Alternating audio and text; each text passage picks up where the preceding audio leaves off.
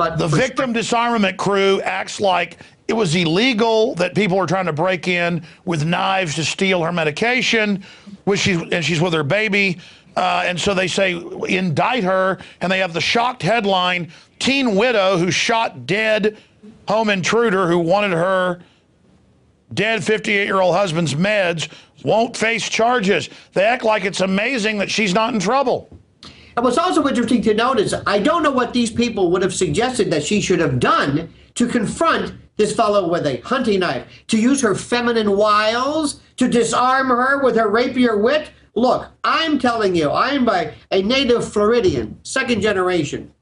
In Florida, too, because we get a lot of jokes about Florida, was absolutely ahead of the curve when it came to allowing carry permits. I had one for years, and crime dropped. I don't want to get off too much on that, but this is something, though, that it is not a conservative issue, a left issue. It's not about hunting. Our own Mayor Bloomberg is doing everything in his power to disarm, not just him, but a lot of people.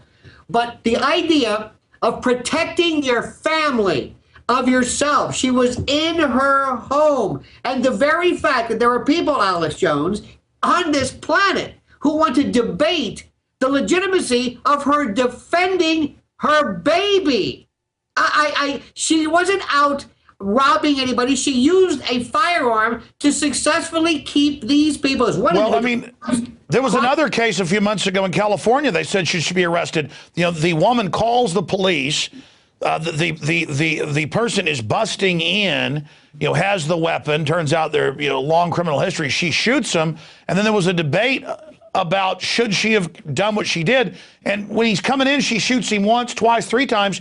She was asking permission, and here's this woman, again, asking permission. If somebody's coming in your house with a big knife, I mean, my God.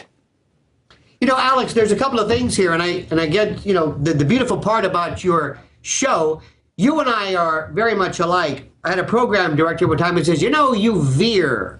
And I love that. And the great word is desultory. We're like human pachinko machines. We carry them. You say something and we go somewhere else, and certain things will inspire different thought. But this is something that just goes to show you, and I'm going to tie in Dr. Paul.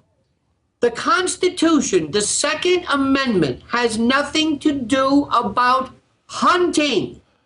The Second Amendment has nothing to do with plinking. The Second Amendment has nothing to do with going out and shooting cans off of a wooden fence. It has to do with the fundamental ability of the citizenry, number one, to defend itself against the onslaught of a rogue government. This is the basis of our country. That's number one. But number two, and you don't need the Constitution for this, it is common sense. It is axiomatic. It is obvious that when somebody poses a threat to you, and there are different, I know, and Alex, we can argue, you know, if you're in your car, if we're at a stoplight, was I menacing? Could I have pummeled a man of your brawn and girth? That's okay. When a woman is in her home, in a mobile home, by the way, not exactly the strongest of construction, you can presume that somebody means something nefarious. In addition, I want people within the sound of our voice to ask whether they have a castle doctrine in their home, in their state, whether they have the stand your ground doctrine, because a little bit of law, you know, normally you have to retreat. And it's common sense. You know, the law says, look, if you can possibly get away for your own good and also to prevent. But if you're in your badger hole, there's nowhere else you can go. And honey badger don't care. That's all I got to say.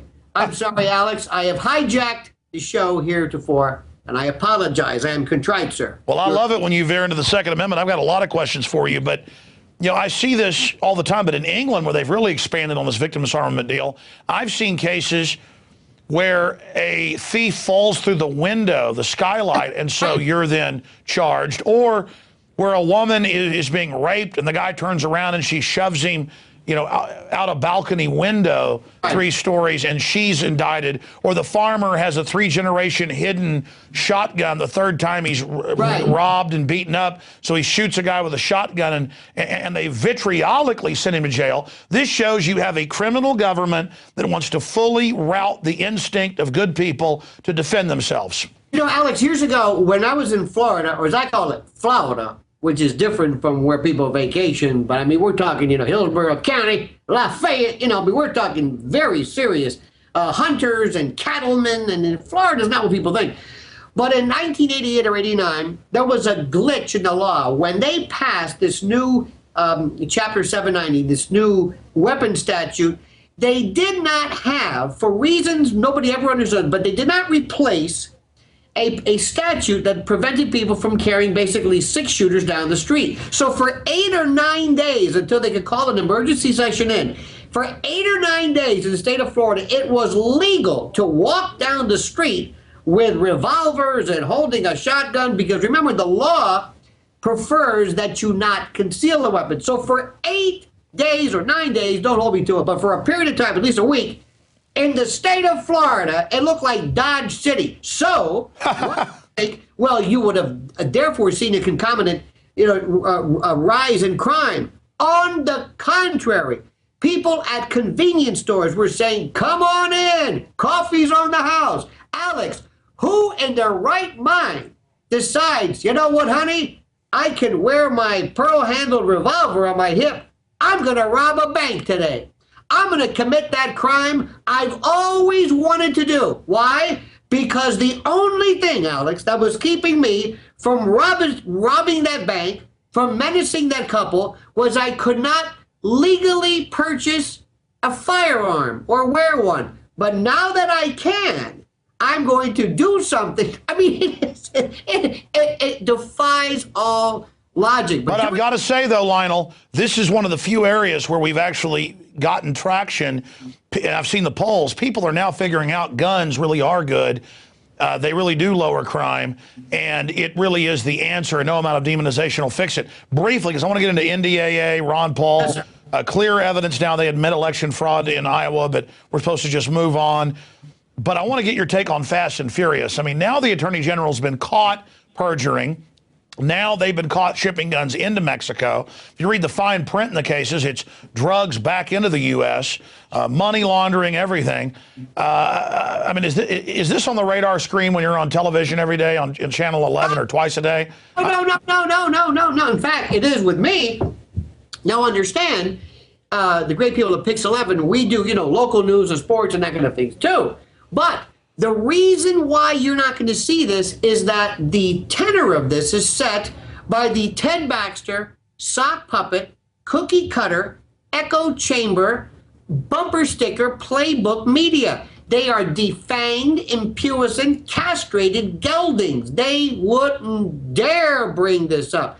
And I don't know if it comes from on high. I don't know. You're not going to hear this on MSDNC. You're not going to hear this on NBC. Nobody seems, it's as though, Alex, for some reason, this is off limits. I don't know who sets this. Now, maybe if it was a different time, but what I don't understand is simply this. Why aren't the Republicans themselves? I don't think it's just NBC or MSNBC or CBS. I don't know if everybody is told, shh, keep this quiet, because maybe there's implications to Bush. I'm not sure. No. You're right. I mean, you probably saw this, but we knew there were similar programs under Bush. He just wasn't going to use it to blame the Second Amendment. It was mainly to destabilize Mexico and shut down certain cartels that weren't laundering their money with the right people. But I predicted about 3 or 4 months ago, you may have missed it, that when they finally called Holder up, he'd say, hey, Bush did this too, watch out. He did that. He said, this extends back to Bush under another name. And that at that point, that's when Issa said, okay, it's now up to the White House to discipline you if they see fit. I'm done. They said, look, guys, we're going to bring down the whole house. Because obviously, Iran-Contra stuff didn't end in the 80s, and it didn't start in the 80s. What's going on in Southeast Asia? This is just more Iran-Contra crap. Alex, the thing that amazed me in line with that, and I have a theory, as I told you before, in my dream job in my science fiction movie is going to be, I'm going to be the psychologist general, like the attorney general or the surgeon general. I'm going to be the psychologist general, and I'm going to affect the collective mentation, the mental perception of a country, and I'm going to use tried and true cases like habituating and generalizing, And there was a rule that I talk about on Lionel Media, and I've said it a million times. If you're going to do something that is in the open, number one, and have it be so egregious, so awful, so amazing, so that you can use the egregious nature as a defense. To wit, Mr. Holder or anybody says, wait a minute, are you suggesting that I, the Attorney General, deliberately allowed for weapons to be sent to Mexico and then back, knowing the lives that what you do is you say exactly what happened, but in a way that suggests, what are you, nuts? Then you also do this one. Why has it, do you know that if it ever got out, do you know how many people would be involved in a conspiracy of this nature? People can't keep their mouths shut, John Kennedy notwithstanding, MK Ultra notwithstanding, Operation Ajax notwithstanding. And what you do is you basically say, so if you're ever caught, not that you would, but if you're ever caught with another woman or robbing a bank, holding a gun with a mask and the money, you say, wait a minute, are you suggesting that I would be so crazy as to be standing here with a gun and the money and a mask in a bank? Are you suggesting? And then people say, you've got a point. That's exactly what happened. NDAA. I cannot believe how egregious, that's my word for today. And by the way, Alex, this is the greatest thing ever. Maybe, I'm sure you caught this. President Obama said, I am not going to allow signing statements anymore. I'm not going to do that. Either you veto it or you sign a bill into law, and that's it. These signing statements, this unitary executive nonsense, this is going to stop with me. Okay, so what does he do? He signs a signing statement, but the signing statement doesn't say, I'm not going to follow the law, which is kind of what Bush did with the torture laws or whatever. He said, I sure do hate signing this. It really pains me. God doggone it, I wish I didn't have to sign this, but I will. So it's the first signing statement I've seen that instead of limiting the jurisdiction that he's going to apply, he almost is contrite. He apologizes. I'm sorry, but this authorization is so doggone good, for the troops and the country that, doggone it, all right, I'm going to sign it. It's like a lover's note, apologizing, signing statement. And when you talk about signing statements to the American people who have the attention span of a gnat, who want to hear about Kim Kardashian or sports or I don't know what. Well, Lionel, we also had him saying that he was going to veto it, then the fake debate saying it doesn't affect citizens, which they did just so we couldn't form opposition, and then the senators come out and go, damn right, it's for citizens. We're going to lock you up. And if you ask for a lawyer, we'll say, you don't get a damn lawyer. I mean, bizarre. And then you've got Lindsey Graham going, you know what? It is for citizens. We want you to be afraid. And if you ask for a lawyer, no lawyer for you. Shut up. I mean, pumping his fist, sweating. I mean, this is like watching Mussolini on a power trip or something, Lionel. Alex, how many times did you show the clip of Senator Levin saying, hey, don't look at me. White House wants this in. I'm convinced. I heard somebody on your show call them fluoride heads or something. I don't know what. But the part of the brain that allows for cognition and understanding, maybe that auditory cortex, is missing in people. Whatever that alarm bell is, wait a minute, hold it. What do people need to hear about our history with internment, with Abu Ghraib, with habeas corpus? I mean, seriously, what do people do? Now, I got to tell you one thing, too, which I've just got to, just amazing. The thing, you have won. I think you said it, or somebody in your show one time said you only catch flack when you're over the target. Dr. Paul has been saying the same thing since day one. He has never veered. So Ron Paul, all of a sudden, they said, oh, look at this. But the victim disarmament crew acts like it was illegal that people were trying to break in with knives to steal her medication, and she's with her baby. And so they say, indict her, and they have the shocked headline, teen widow who shot dead home intruder who wanted her dead 58-year-old husband's meds, won't face charges. They act like it's amazing that she's not in trouble. And what's also interesting to note is I don't know what these people would have suggested that she should have done to confront this fellow with a hunting knife, to use her feminine wiles, to disarm her with her rapier wit. Look, I'm telling you, I'm a native Floridian, second generation. In Florida, too, because we get a lot of jokes about Florida, was absolutely ahead of the curve when it came to allowing carry permits. I had one for years, and crime dropped. I don't want to get off too much on that, but this is something, though, that it is not a conservative issue, a left issue. It's not about hunting. Our own Mayor Bloomberg is doing everything in his power to disarm, not just him, but a lot of people.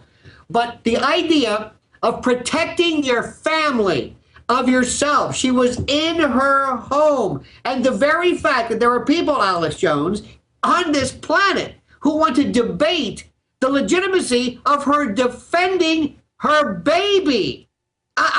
She wasn't out robbing anybody. She used a firearm to successfully keep these people. Well, I mean, there was another case a few months ago in California. They said she should be arrested. You know, the woman calls the police. The person is busting in, you know, has the weapon. Turns out they're, you know, long criminal history. She shoots him, and then there was a debate about should she have done what she did. And when he's coming in, she shoots him once, twice, three times. She was asking permission, and here's this woman, again, asking permission. If somebody's coming in your house with a big knife, I mean, my God. You know, Alex, there's a couple of things here, and I get, you know, the beautiful part about your show, you and I are very much alike. I had a program director one time who says, you know, you veer. And I love that. And the great word is desultory. We're like human pachinko machines. We carom. You say something and we go somewhere else, and certain things will inspire different thought. But this is something that just goes to show you